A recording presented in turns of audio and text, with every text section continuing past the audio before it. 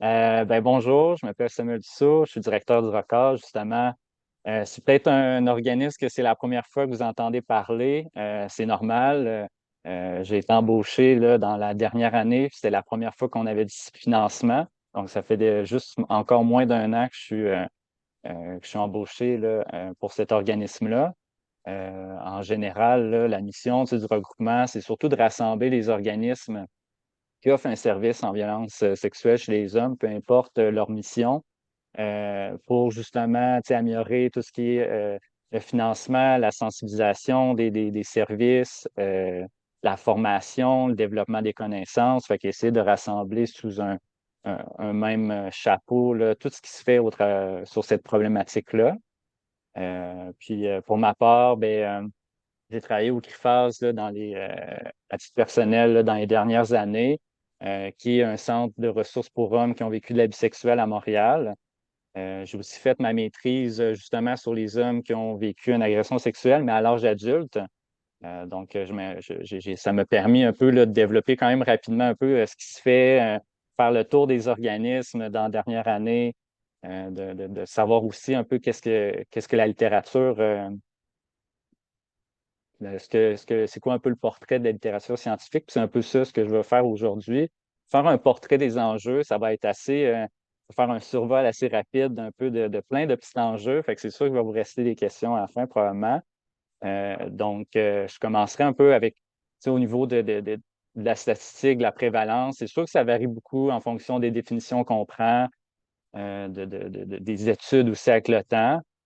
En général, là, historiquement, ça tourne toujours autour d'un 10 c'est un plus ou moins 10 selon les études, l'endroit.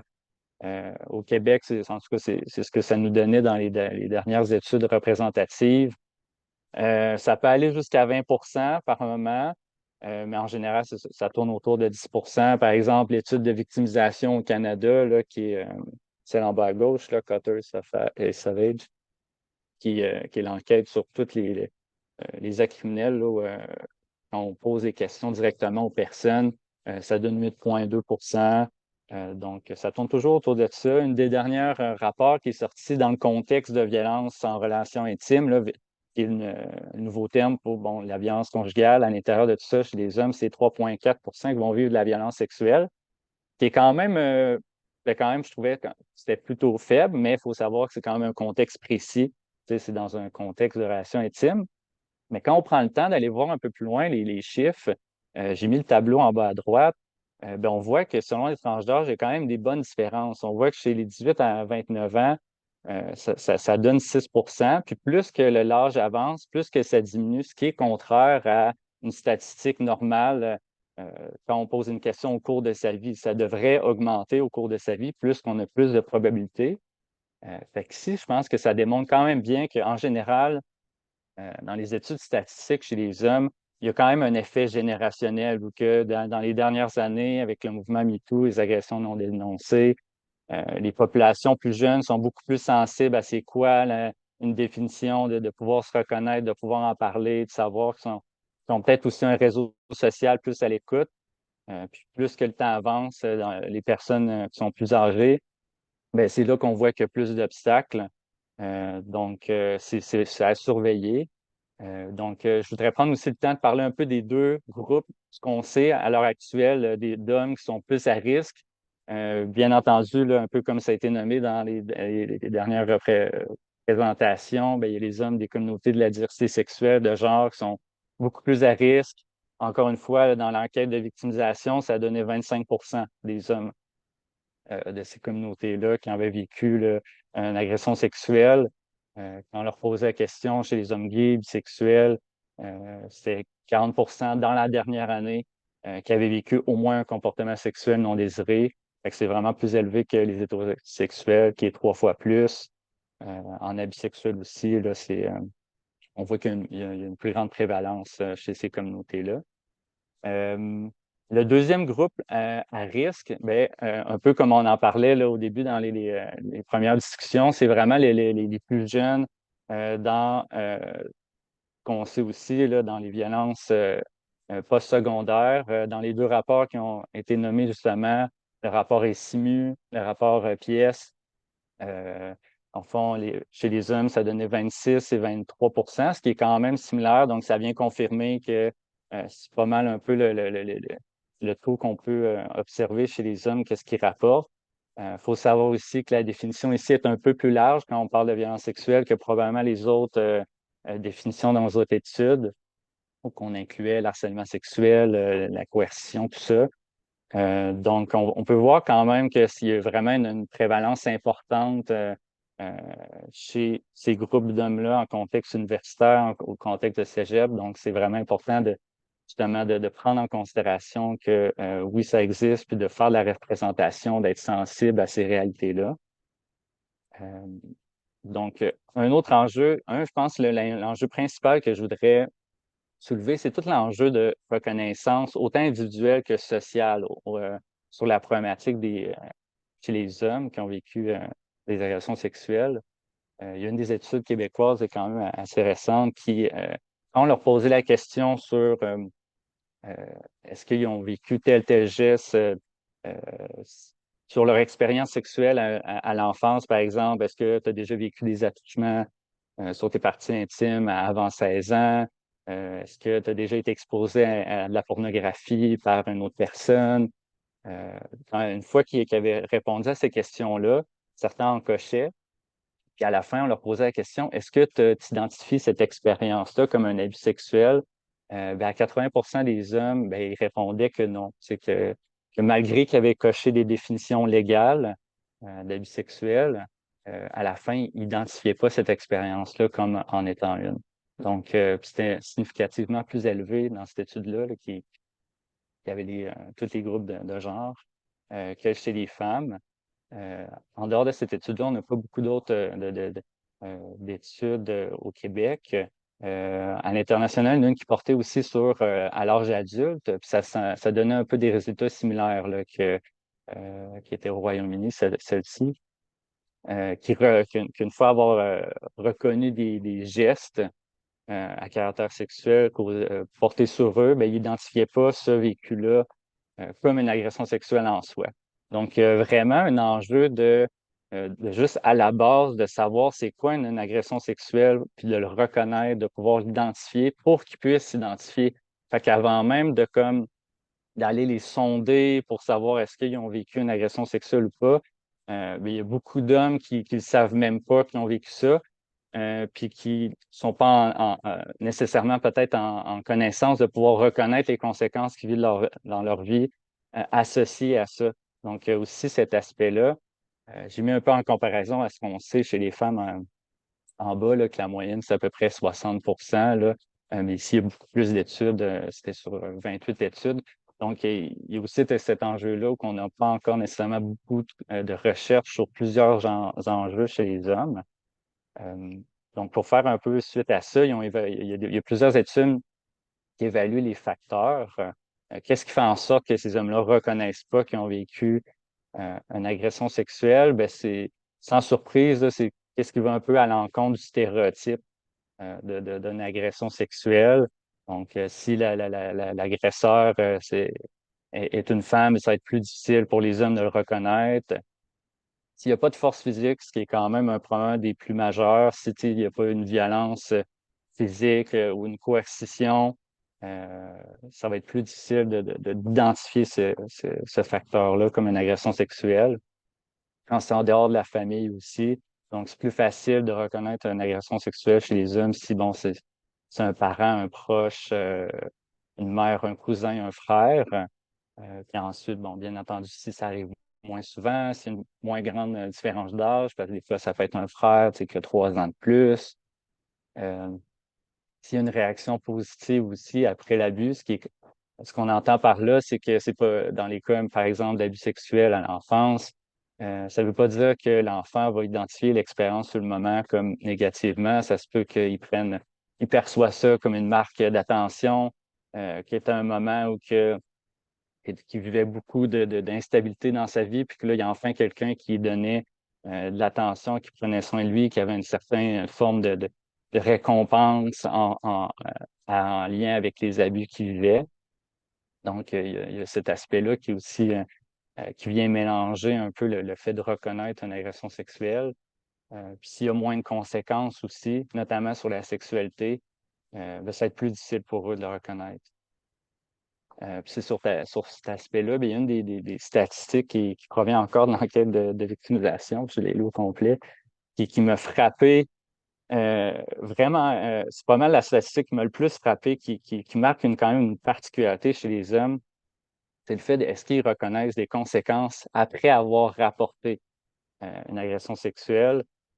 Puis la statistique, c'est que près de 22 des hommes ils ont déclaré ne pas avoir du tout été affectés par l'agression sexuelle, comparativement à 2 des femmes. C'est sûr que on pourrait se réjouir de ça, de dire bon, ben peut-être qu'ils vivent vraiment moins de conséquences euh, de leur agression sexuelle, mais on peut mettre en doute en considérant tout ce qu'on sait sur les enjeux, les questions de trauma, de ces violences-là, on peut mettre en doute que s'ils n'ont pas nécessairement, c'est pas que c'est pas possible, mais que c'est pratiquement impossible qu'ils n'aient pas vécu une agression de conséquences. Donc, il y a probablement un enjeu de masculinité ou il y a des enjeux de genre ici qui vient euh, un peu bloquer le fait entre ils rapportent avoir vécu une agression sexuelle dans le passé, puis qu'aujourd'hui, peut-être qu'ils vivent des conséquences, mais qu'ils ont de la difficulté à comme l'associer à ce vécu-là, cette expérience-là.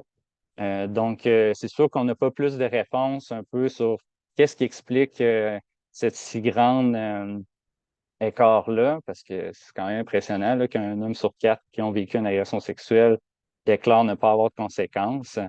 Il y a plusieurs pistes de réponses au travers de la recherche. C'est sûr qu'il semble avoir une association, justement, les questions de masculinité, la reconnaissance des conséquences, la reconnaissance de l'agression sexuelle, là, qui semble un peu toutes s'associer ensemble pour justement diminuer cet aspect-là de reconnaissance.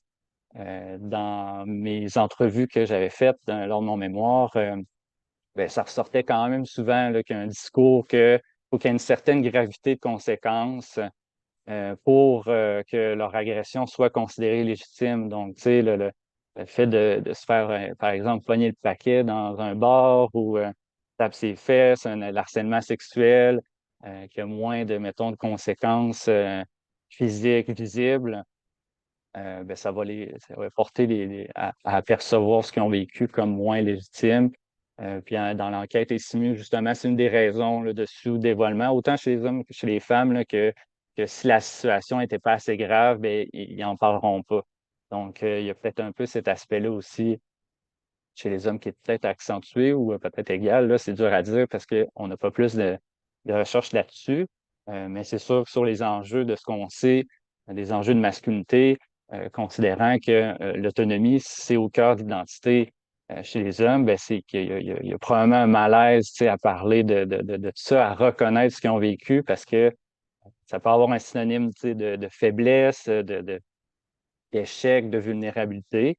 Puis c'est aussi, on n'a pas aussi beaucoup d'informations sur justement comment ça se passe entre le fait d'avoir vécu euh, l'agression sexuelle, le fait avoir le temps de réfléchir dessus, puis ensuite prendre la décision d'en parler. Tout ce processus-là de victimisation, de passer d'avoir vécu quelque chose à s'identifier comme victime, on n'a pas beaucoup d'informations un peu de comment ça se passe pour les hommes. Donc, c'est sûr qu'un des autres enjeux, c'est quand même difficile d'éviter quand on parle de masculinité, c'est de parler de la masculinité hégémonique, la masculinité traditionnelle, là, qui est plus employée au Québec. C'est tout un peu les normes dominantes de qu'est-ce que devrait être, comment de se présenter comme un homme. Comme je l'ai dit, c'est souvent au travers de se montrer fort, autonome, de montrer ses besoins sexuels, d'être instigateur dans les relations sexuelles. Puis ça peut beaucoup aller à l'opposé, au niveau, en tout cas, symboliquement, au niveau un peu plus théorique, à l'aspect de victimisation qui énonce beaucoup plus de la déresponsabilisation, de la faiblesse, même dans les discours de ces hommes-là, ils vont le nommer que s'identifier comme victime, ça représente un stigma aussi en soi. Donc, c'est sûr qu'à partir de là, que les hommes ont vécu une agression sexuelle, ben, il peut avoir ça crée un obstacle aussi au niveau identitaire, qui peut avoir un certain conflit, un peu de voir ben, qu'à la fois, on le demande d'être. Je vois que le temps avance vite, là. Je voulais passer plein d'enjeux, mais pas de choses à dire. Euh, mais il y a un conflit entre ces deux points-là. Euh, Puis après ça, ce qui est dommage, c'est que beaucoup dans les études, on va beaucoup utiliser les théories de la masculinité hégémonique. Puis il manque un peu ce courant-là, d'aller au-delà de ce bloc hégémonique-là, d'aller voir un peu c'est quoi les différents modèles de masculinité qui vivent des violences sexuelles. Puis on n'a vraiment pas beaucoup d'études sur les hommes de Première Nation, sur l'immigration, les hommes trans, ceux qui ont des handicaps physiques ou intellectuels. Donc, c'est vraiment difficile de sortir, d'aller au-delà de ce modèle-là parce que souvent, c'est cette théorie-là qui est utilisée. Donc, il manque d'études pour aller plus loin là-dessus. Donc, c'est sûr, après ça, c'est sans surprise. Je pense que c'est quand même en général un constat qui a été véhiculé, que les hommes vont moins dévoiler pour aller chercher de l'aide, qui vont mettre moins de temps à le faire. Euh, je veux dire, dévoiler à moins de personnes, plus de temps à le faire. C'est 2 fois plus de chances d'avoir jamais dévoilé leur abus chez les hommes, si on compare aux femmes. Dans les dernières recherches qu'on a, on a une équipe qui fait de la recherche sur la victimisation masculine. Les dernières données qu'on a, c'est qu'à peu près un homme sur deux qui vont aller chercher de l'aide dans les organismes en lien avec leur abus sexuel n'auront jamais dévoilé leur abus, ce qui est quand même élevé, ce qui est quand même problématique. C'est un peu symptomatique euh, qui montre que ces hommes-là sont probablement isolés, qui n'ont pas un réseau social fort, qui ne se sentent pas en sécurité pour en parler à leurs proches, leurs conjointes, euh, que, que la honte est vraiment forte, puis qui se tournent vers ces organismes-là pour aller chercher de l'aide.